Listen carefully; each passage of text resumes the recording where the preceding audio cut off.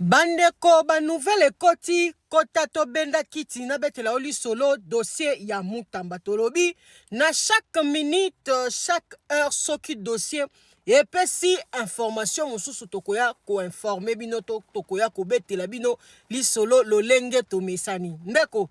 tunanga nini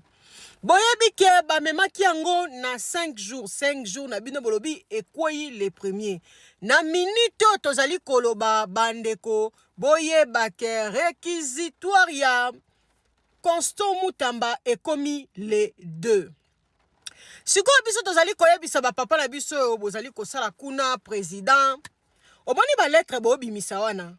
on ne peut pas nous intimider en passant Shadari topesi yo mbote yango wana lettre bokomeli biso so bokanisi boza ko intimider biso bolakisa biso que bozali contre Constant Mutamba bokoki kokoma lettre ya boete bozala souple na balettre na bino boza kokoma balettre na bino ezali kolakisa ke bozali deja na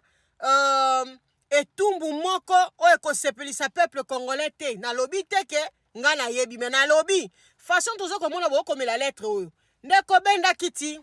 boyoka nde bakomi lettre oyo tobandeli on ne peut pas nous intimider balobi ekomi le 2 bandeko bapapa bamama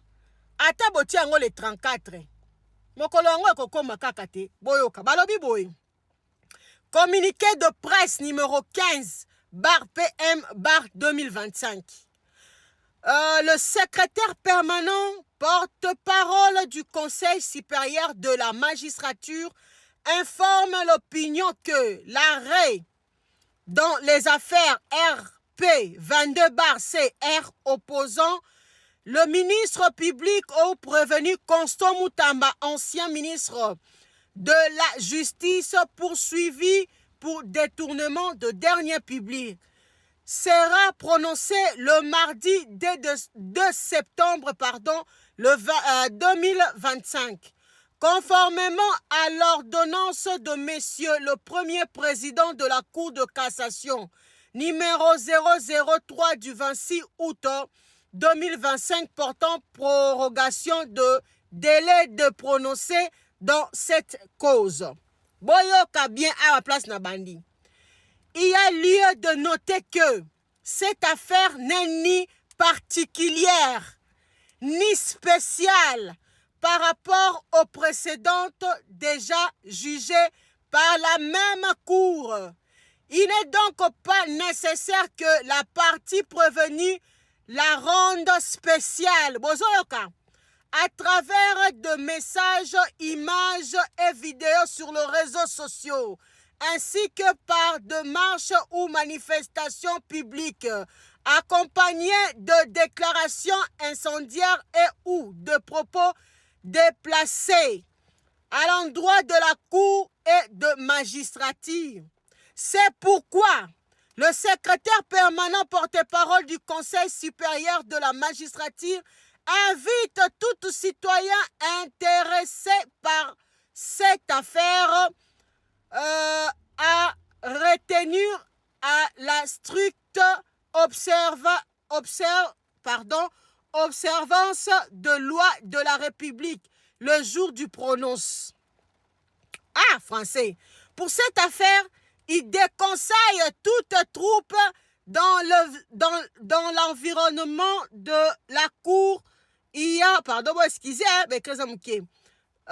déconseiller les troupes dans les environs de la Cour ayant pour mobile de troubler l'ordre public, ce qui exposera immédiatement leur auteur aux poursuites pénales. Hein?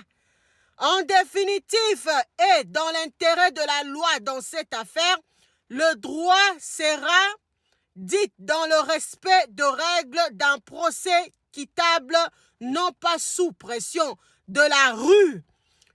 ni sous influence des réseaux sociaux, mais en âme et conscience, pas de juge déchevronné, enguré et indépendant établi par Dieu et la loi. Ndeko mwasi ndeko mobali, balobi boye.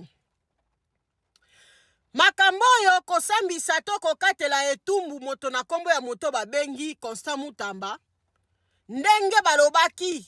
le 27 ke ba prolonger yango na 5 jours etombé lundi baye koinforme bino eza lisusu lundi te ekomi le 2 mardi e na yango secrétariat permanent ezali kobelela elobi lolenge nyonso bino bokokosala to bokokoloba eloko moko te ekoki koinfluencer justice ya mboka ezala bilobela na bino batuba na bino ya réseaux sociaux ezala bamarche na bino ezanga mutuna makolo ezala bainsulte na bino awa ngai nalobaka banondi nazolo explique kaka nao balolelo kote bato bakoya na bamarche na ndenge ya mburi yeke ye bakomukama te et puis awa balobi boye balobi na ndinga place Constant Mutamba akokota bakotia baservice de sécurité eloko moko ya mabe kozala te bakokatela Mutamba eyano na ye na ndenge équitable bakokosela ye likambu te bakoteli ye lisanga ya bonganga te to losanganya moko ya bandoki bakosala kaka oyo lokola bango bajuge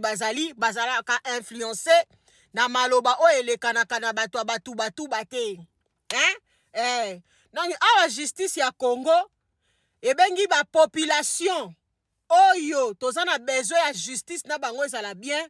babengi biso bato ya bilobaloba bango nde baa na bapreuve réelle ya ndenge Constant Mutamba ayibi to ayibi te ndeko mwasi ndeko mobali bongama ezala le premier ezala le deux yaya